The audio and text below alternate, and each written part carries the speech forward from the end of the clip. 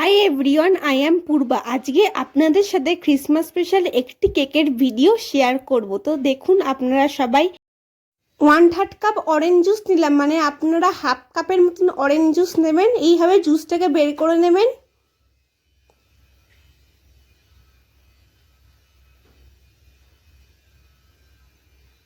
তারপর 1/4 কাপ টুটি ফুটি, মানে হাফ কাপের মতন টুটি ফুটি নেবেন।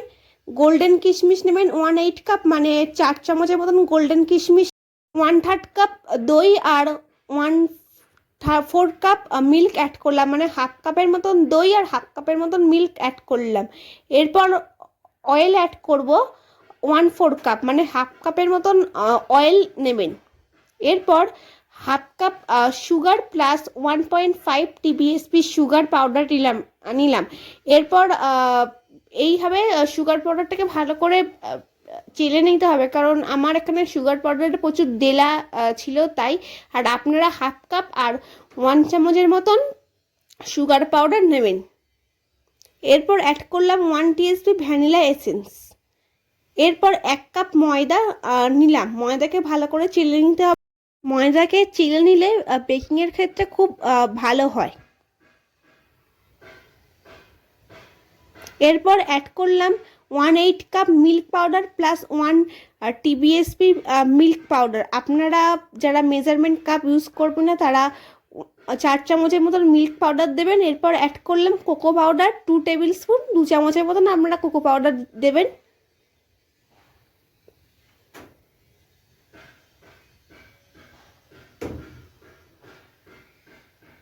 এরপর ভালো করে মিক্সড করে নিলাম। তো বেকিংয়ের ক্ষেত্রে মেজারমেন্টটা খুব পারফেক্ট হওয়াটা দরকার। এবার যাদের কাছে মেজারমেন্ট কাপ নেই, মোটামুটি একটা আন্দাজে বলে দিলাম, আপনারা দেখে নেবেন।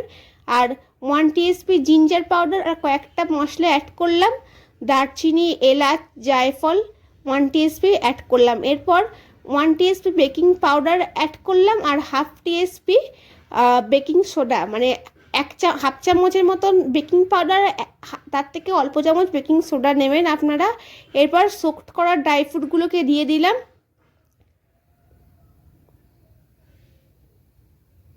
এরপর অ্যাড করব 1 টিএসপি কাজু আর 1 টিএসপি আমন্ড। আপনারা 1 চামচের মতন কাজু আর আমন্ড অ্যাড করবেন। এরপর অ্যাড করলাম 1 টিএসপি ভিনিগার। আপনারা অল্প চামচ ভিনিগার দেবেন।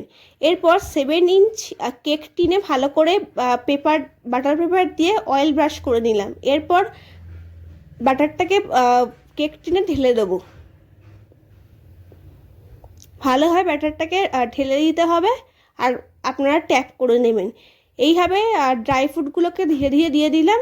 আর গ্যাসে যারা বেক করবেন তারা 50 থেকে 55 মিনিট বেক করবেন। তারপরে দেখবেন বেকিংটা কেমন হয়েছে। এরপর 5 থেকে 10 মিনিট এক্সট্রা দেবেন।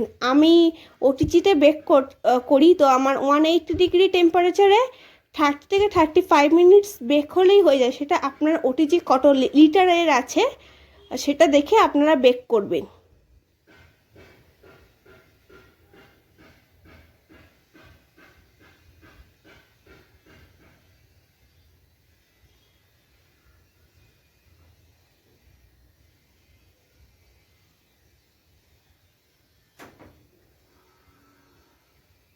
এরপর চেরি, আমন্ড, কাজুগুলো আমি অ্যাড করে দিয়েছি। আপনারা অন্য ড্রাই ফ্রুটও দিতে পারেন।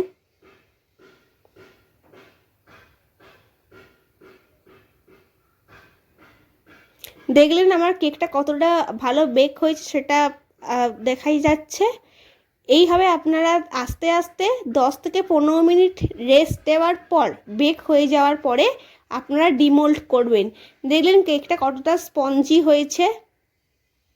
তো এইভাবেই রেসিপিটাকে ফলো করবেন। আর ভালো লাগলে লাইক করবেন, চ্যানেলকে সাবস্ক্রাইব করবেন আরও নতুন ভিডিও আসার জন্য। তো থ্যাংক ইউ।